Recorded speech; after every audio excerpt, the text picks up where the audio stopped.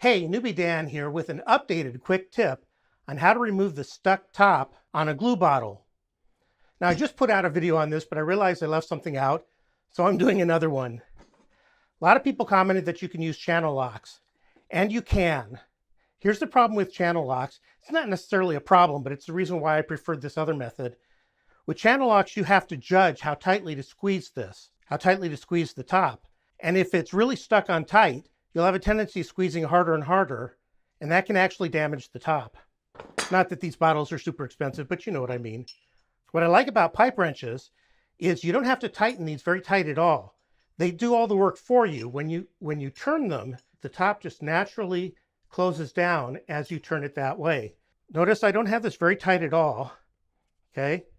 As I turn it, it's going to automatically grip a little bit harder, and it comes right off. Now, let's put this on as tight as we can get it. I might break the bottle. That's on really, really tight.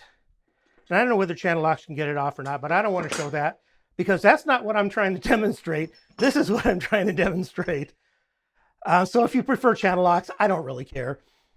Anyway, with a pipe clamp, you just put it on and turn. There's no squeezing involved at all.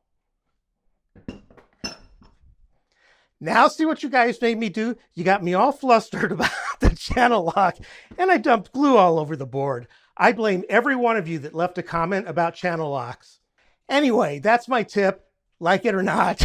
Crap, now I got to clean all this stuff up. I blame each and every one of you, and you know who you are.